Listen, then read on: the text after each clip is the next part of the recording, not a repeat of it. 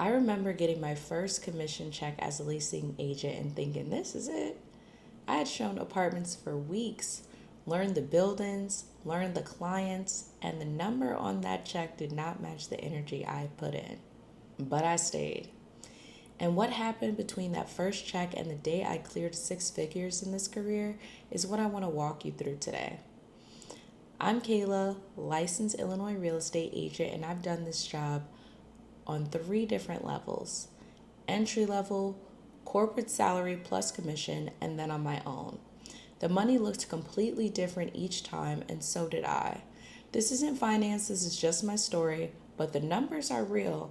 And if you're in this career or thinking about starting, I think you'll see yourself somewhere in it. So I'm not sure what I thought I was going to make when I first started, but I think I was thinking I'm going to make what, $10,000, $20,000 a month off bat, because that's the dream that's sold real estate. You can make all this money, blah blah blah, which you can, but not starting out. And I think no one really talks about that part, so I wanted to come on here and be honest with the real numbers of just starting out. So I'll talk about it at three different levels. So entry level, I think I was making around $13 an hour plus 2.5% commission for each lease. So I think my check without commission was like $800 after taxes.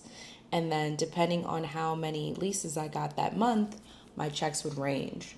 So for example, if I rented an apartment that was $1,500 and they signed a 12-month lease, that's $18,000 for the year. And then 2.5% of that is $450.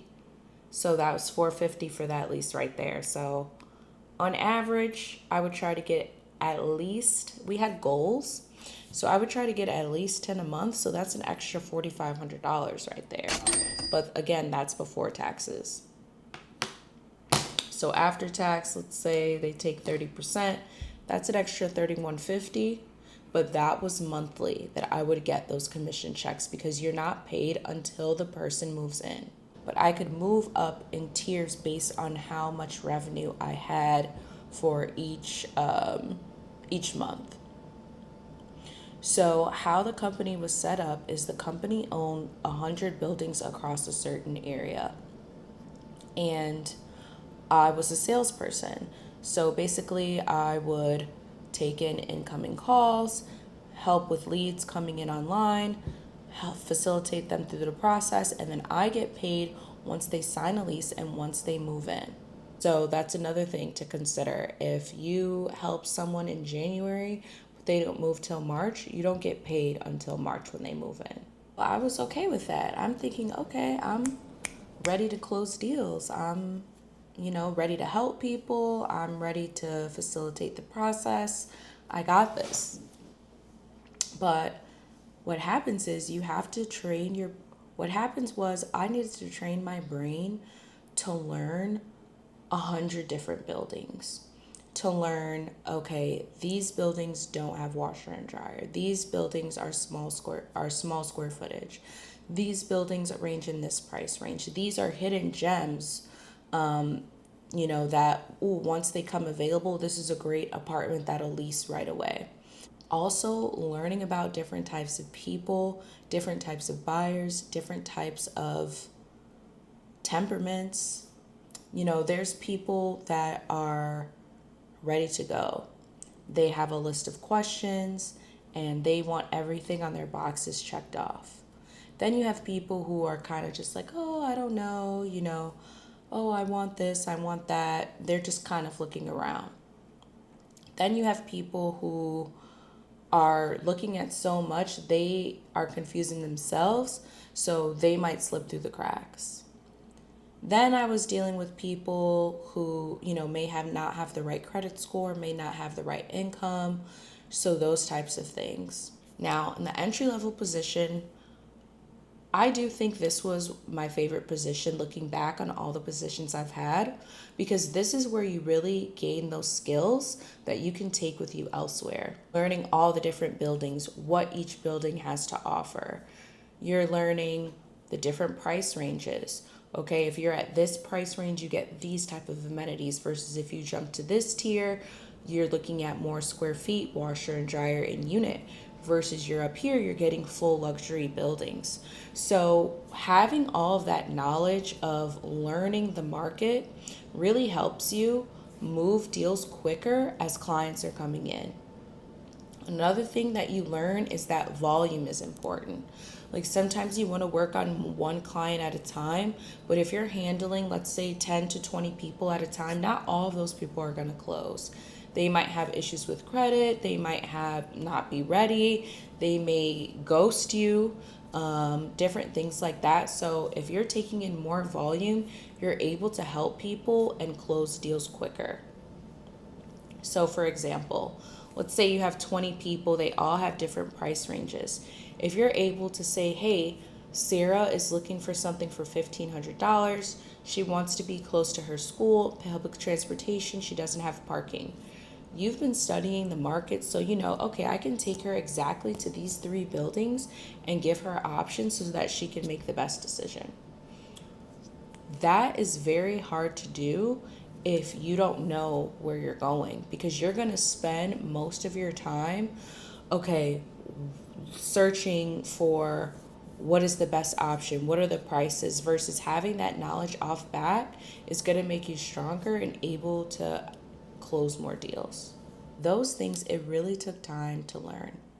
But these skills, going through that, it really breeds you thick skin where you're able to be more direct in your communication so that you can genuinely help people and not waste each other's time. Really hard for me because, again, I am competing with, let's say, 20 other agents who've been there longer than me, and I'm new. So they know how to work the system better, whereas I'm starting out fresh. It's taking me more time to learn the buildings, learn where to take people, learn how to pre-qualify better. So those things, I think that first year I made around $55,000, which was good for still starting out, but not what I was trying to come in and make, especially for the work that I was doing. That made me realize that I was looking for more stability. So then I started looking into more corporate positions. And when the corporate, that is salary. So salary is around 48 to 50K. For those, it was either a flat rate between $50 to $150 a lease, or you would make another percentage that was around the same, like 2.5%. But one thing that I want to mention that really makes a difference in your income is the housing. So I had positions where I was having a 20% discount on rent, and they would take the money out each check. And then I had free housing before as well. Free housing, I think, is really great because you can save a lot of money. It's free, you do get to save a lot of money, but you do have to do a lot more work to, earn the housing, for lack of a better phrase. I'm keeping it real. But it does help, and that extra, let's say 20 to 30K a year, depending on your area, it doesn't show up on your pay stub, but it does show up in your lifestyle and your ability to do more things without having that. For that position, you are fully in an office, you're sitting there 9 to 5, you're helping resident with questions, you're answering the phone, versus the entry level position. My base salary or my base hourly rate was smaller, but I'm working more on commission, so I'm out and about.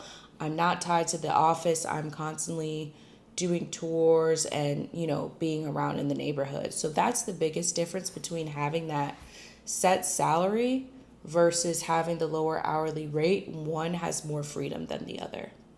But again, with the entry level, what you put in is what you're going to get out of it. Same for level 3, which is fully on your own. Now, because, you have a discount on rent, because those things are going to come with different stress levels that, after being in corporate, you do get that corporate burnout. You're like, okay, I'm ready to go out on my own. So going out on my own, the first year I made around $40,000. So it's a big jump going from a free apartment, 50K salary. With commissions, you probably end up around 90K. So going from that to going on your own to 40K, it's a big shock. At that point, you don't have any hourly rate, any salary, or any hourly wage. You're fully working on sole commission. So again, what you put out is what you're getting in. It's a big shock. And I think the skills that you learn from the corporate positions, the entry-level positions, you take with you so that when you're first starting out on your own, you're able to use those skills to fund your own self.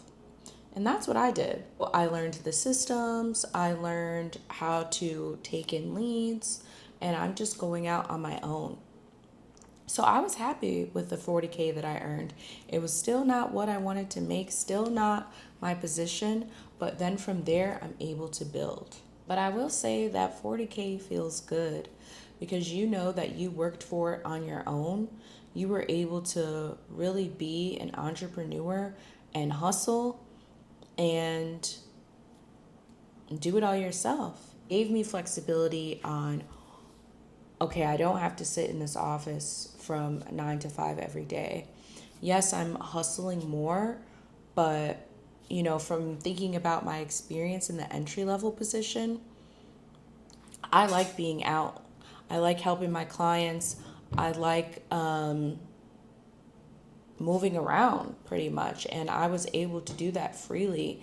I was able to see more places, expand different neighborhoods. And I think for someone starting out, especially if you're starting out on the entrepreneur, I think my advice would be to keep track of all the people that you've closed, even if it's just their email. When it's time for them to move, when they want to transfer, when they want any help with their apartment, they're going to reach out to you and you're their contact person. I think I would definitely recommend that whether you're in any of the positions, to just keep that for yourself, so that way you can have your little booklet of people and they can also have referrals for you as well. With all that, I am saying that leasing is a door that you can use. You can use it to connect with people. You can use it to pay for your lifestyle. Like all of my money, I was definitely using to travel, which I'm going to talk about in a lot of videos, the trips I've been on, the itineraries, and how if you're someone who, you can use leasing as your full-time job, or if you want to do a part-time side hustle, you can use it to fund extracurriculars. So if any part of this story made you curious about starting, yesterday I posted a video on how to get your Illinois license, and you can get it done for under $300. The link is right here. And tomorrow I'm telling you why, even after building all this, going through entry level to corporate, going from an $800 check to a 50K salary to 40K on my own, then building that up to over 6 figures, why I still left Chicago. Subscribed, I'll see you then.